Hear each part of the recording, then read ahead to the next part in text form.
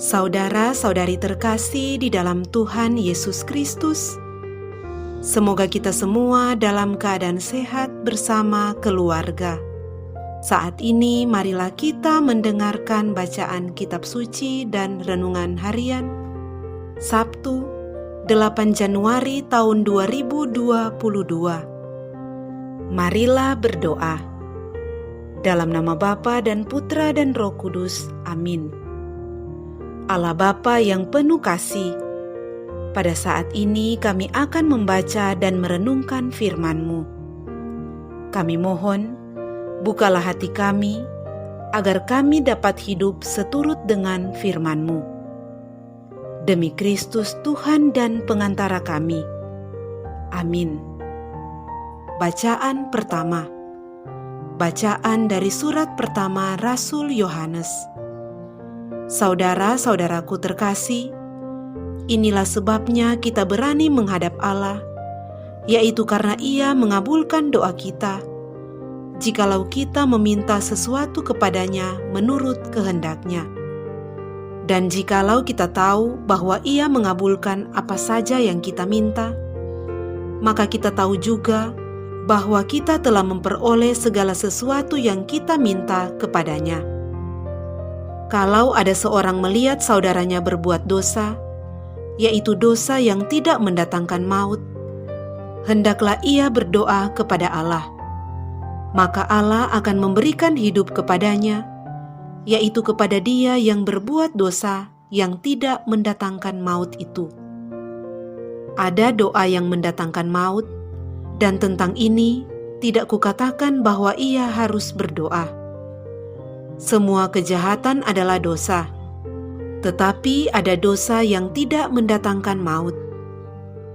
Kita tahu bahwa setiap orang yang lahir dari Allah tidak berbuat dosa, tetapi Dia yang lahir dari Allah melindungi orang itu, dan si jahat tidak dapat menjamahnya. Kita tahu bahwa kita berasal dari Allah, dan seluruh dunia berada di bawah kuasa si jahat. Akan tetapi kita tahu bahwa Anak Allah telah datang dan telah mengaruniakan pengertian kepada kita, supaya kita mengenal yang benar di dalam Anaknya Yesus Kristus. Dia adalah Allah yang benar dan kehidupan yang kekal. Anak-anakku, waspadalah terhadap segala berhala. Demikianlah sabda Tuhan. Syukur kepada Allah. Bacaan Injil. Inilah Injil suci menurut Yohanes.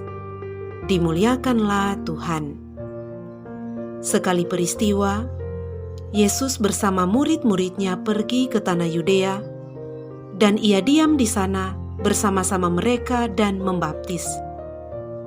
Akan tetapi, Yohanes pun membaptis di Ainon dekat Salim, sebab di situ banyak air, dan orang-orang datang ke situ untuk dibaptis, sebab pada waktu itu Yohanes belum dimasukkan ke dalam penjara. Maka timbullah perselisihan di antara murid-murid Yohanes dengan orang Yahudi tentang penyucian. Lalu mereka datang kepada Yohanes dan berkata kepadanya, "Rabi, orang yang bersama dengan engkau di seberang sungai Yordan, dan yang tentang dia engkau telah memberi kesaksian, dia membaptis juga, dan semua orang pergi kepadanya." Jawab Yohanes, "Tidak ada seorang pun yang dapat mengambil sesuatu bagi dirinya, kalau tidak dikaruniakan kepadanya dari surga. Kamu sendiri dapat memberi kesaksian bahwa aku telah berkata, aku bukan Mesias, tetapi aku diutus untuk mendahuluinya. Yang empunya mempelai perempuan, ialah mempelai laki-laki. Tetapi sahabat mempelai yang berdiri dekat dia dan mendengarkannya, sangat bersukacita mendengar suara mempelai laki-laki itu.